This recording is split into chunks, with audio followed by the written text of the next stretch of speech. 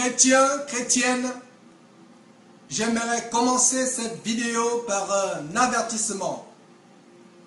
Cette vidéo ne t'est pas adressée si tu es le genre de chrétien dont les oreilles ont toujours la démangeaison d'entendre rien que des choses agréables venant de ton pasteur, c'est-à-dire des choses qui te plaisent et ne contredisent pas ta vie de péché.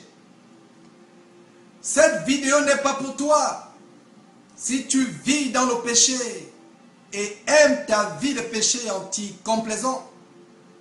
Tu peux la fermer sur le champ et aller chercher sur YouTube ou Dailymotion d'autres vidéos qui enseignent ce que tu veux entendre et non ce que Dieu veut que tu entendes.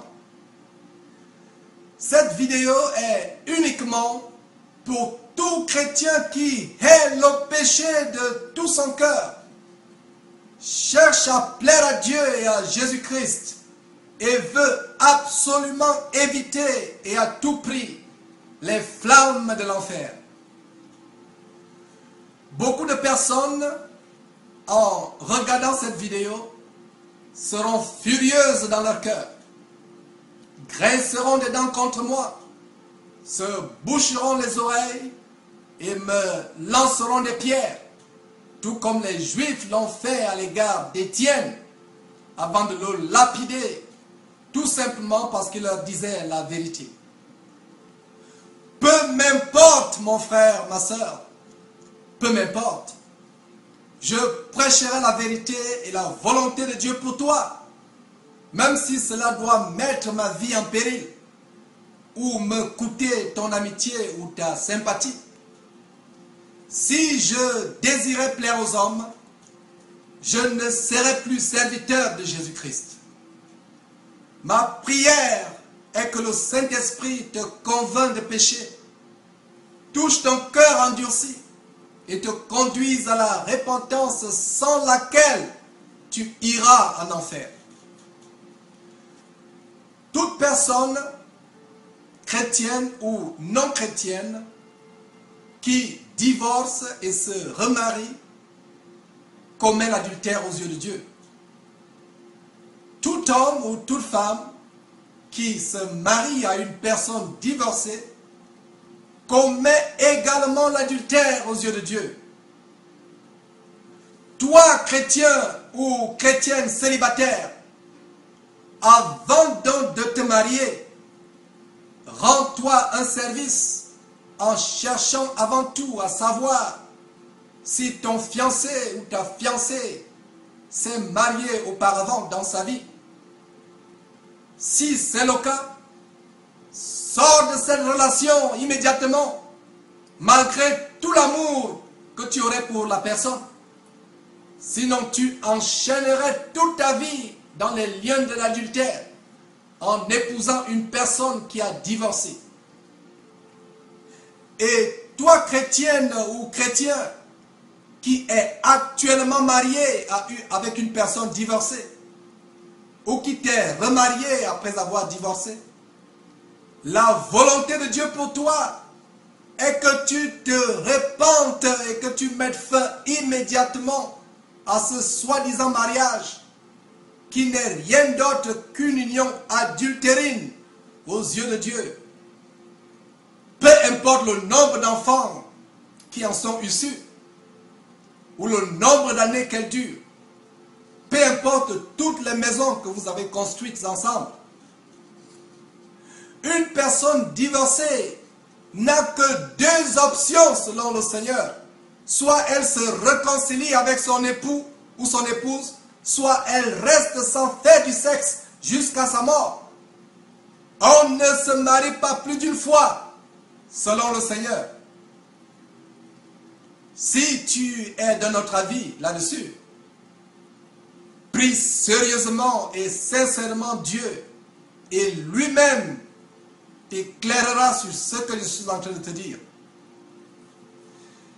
L'adultère, tout comme toute autre forme de fornication, te fermera la porte du paradis et te jettera dans les temps ardents de feu et de soufre selon 1 Corinthiens chapitre 6 verset 10 et Apocalypse chapitre 21 verset 8. Divorcer et se remarier ou épouser une personne divorcée est une abomination aux yeux de Dieu. Dieu n'a pas institué le mariage pour être rompu. Pas de divorce dans le plan de Dieu pour l'homme et la femme. Et je vais te le montrer à travers la Bible, qui est la parole et la volonté de Dieu révélée aux hommes. 1 Samuel, chapitre 16, verset 7, montre que Dieu ne considère pas ce que les hommes considèrent. Tu pourrais te marier 10 fois ou même 15 fois à la coutume, devant le maire, devant le juge ou devant toute autre institution humaine. Mais pour Dieu, on ne se marie qu'une seule fois. Se marier plus d'une fois, c'est tout simplement, aux yeux de Dieu, commettre l'adultère. Tous ces pasteurs et autres hommes de Dieu qui marient, soi-disant des personnes divorcées, rendront compte à Dieu un jour, car ils sont tout simplement en train d'enfermer les gens dans l'abomination de l'adultère. Le remariage après le divorce est un grand piège que Satan utilise pour entraîner beaucoup de personnes avec lui en enfer. Des millions et des millions de chrétiens seront surpris un jour de se retrouver en enfer, juste parce qu'ils se sont remariés après avoir divorcé, ou pour avoir épousé une personne divorcée. Dieu, par ma bouche, t'avertit aujourd'hui pour que tu évites ce piège, ou que tu en sortes immédiatement si tu y es déjà enchaîné. Jésus-Christ te dit en Jean chapitre 14 au verset 15 que la preuve de ton amour pour lui, c'est que tu gardes ses commandements. Voyons donc maintenant quels sont les commandements du Seigneur par rapport au mariage et au divorce. Je te conseille d'ouvrir ta Bible et de lire avec moi attentivement ces paroles du Seigneur. En Matthieu, chapitre 5, au verset 32, Jésus-Christ déclare ceci. Je vous dis que celui qui répudie sa femme, sauf pour cause d'infidélité, l'expose à devenir adultère. Et que celui qui épouse une femme répudiée commet un adultère. En Matthieu, chapitre 19, versets 3 à 9, il est dit que les pharisiens abordèrent Jésus-Christ et lui dirent pour l'éprouver, est-il permis à un homme de répudier ou divorcer sa femme pour un motif quelconque? Jésus-Christ répondit, n'avez-vous pas lu que le Créateur, au commencement, fit l'homme et la femme, et qu'il dit, c'est pourquoi l'homme quittera son père et sa mère, et s'attachera à sa femme, et les deux deviendront une seule chair. Ainsi, ils ne sont plus deux, mais ils sont une seule chair. Que l'homme donc ne sépare point ce que Dieu a joint. Pourquoi donc, lui dirent-ils, Moïse a-t-il prescrit de donner à la femme une lettre de divorce et de la répudier?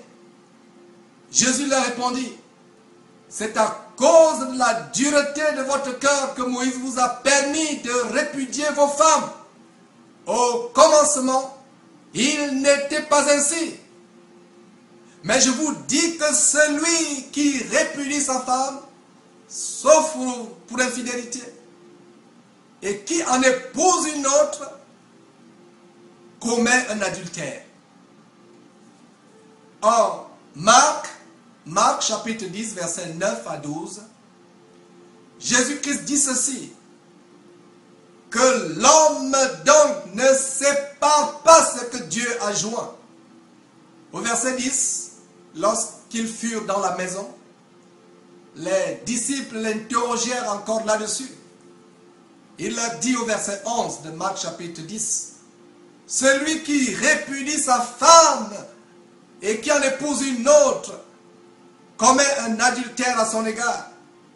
Et si une femme quitte son mari et en épouse un autre, elle commet un adultère. » Luc chapitre 16, verset 18. Dans Luc chapitre 16, verset 18, le Seigneur déclare que quiconque répudie ou divorce sa femme et en épouse une autre commet un adultère. Et quiconque épouse une femme répudiée ou divorcée par son mari commet un adultère. L'apôtre Paul reprend ces commandements de Jésus-Christ en 1 Corinthiens chapitre 7, du verset 10 et verset 11. 1 Corinthiens chapitre 7, verset 10, verset 10 à 11. À ceux qui sont mariés, j'ordonne, non pas moi, mais le Seigneur, que la femme ne se sépare point de son mari, et si elle est séparée, qu'elle demeure sans se marier, ou qu'elle se réconcilie avec son mari et que le mari ne répudie point sa femme. Tu viens donc de voir que le divorce n'est pas la volonté de Dieu. Il n'y a pas de raison que les chrétiens divorcent. Beaucoup de chrétiens divorcent principalement à cause de la rancœur, de la colère, de l'orgueil et surtout du manque de pardon à l'égard de leur époux ou de leur épouse. À Simon-Pierre qui lui demandait combien de fois il faut pardonner son frère, Jésus répondit en Matthieu chapitre 18 au verset 22 qu'il faut pardonner 70 fois 7 fois. Ma compréhension de cette réponse, c'est qu'il faut pardonner sans cesse à ceux qui nous font le mal. Au verset 34 et 35 du même chapitre 18 de Matthieu, Jésus déclare que le Père livrera aux démons tourmenteurs quiconque ne pardonne pas son prochain de tout son cœur. En Matthieu chapitre 6, verset 14, Jésus affirme que si nous ne pardonnons pas aux hommes leurs offenses, notre Père ne nous pardonnera pas non plus nos offenses. Beaucoup de personnes se retrouveront en enfer un jour, tout simplement parce qu'elles ont manqué de pardonner à quelqu'un. Il n'y aurait pas de divorce parmi les chrétiens si les chrétiens pardonnaient leur époux ou leur épouse. Peu importe la faute commise, même s'il s'agissait d'un adultère. Les statistiques montrent qu'il y a désormais autant de divorces chez les chrétiens que chez les non-chrétiens. Si un doute subsiste encore dans ton cœur par rapport à la volonté de Dieu de ne se marier qu'une seule fois, je vais te conduire à la conversation entre Jésus et la femme samaritaine au bord du puits, en Jean chapitre 4. À partir du verset 15 de ce chapitre 4 de Jean, l'évangile de Jean, cette femme samaritaine dit à Jésus, « Seigneur, donne-moi cette eau afin que je n'ai plus soif et que je ne vienne plus puiser ici. » Au verset 16, Jésus lui dit, « Va, appelle ton mari. » La femme répondit, « Je n'ai point de mari. » Et Jésus lui dit, « Tu as raison de dire, je n'ai point de mari, car tu as eu 5 maris, et celui que tu as n'est pas ton mari. En cela, tu as dit vrai. Je terminerai cette vidéo par ce conseil de Jésus en Matthieu chapitre 5, du verset 29 au verset 32. Si ton œil droit est pour toi une occasion de chute, arrache-le et jette-le loin de toi, car il est avantageux pour toi qu'un seul de tes membres périsse et que ton corps entier ne soit pas jeté dans la géhenne. Et si ta main droite est pour toi une occasion de chute, coupe-la et jette-la loin de toi, car il est avantageux pour toi qu'un seul de tes membres périsse et que ton corps entier n'aille pas dans la géhenne. Que la paix et la grâce de Christ Jésus, notre Seigneur et Sauveur, soient avec toi.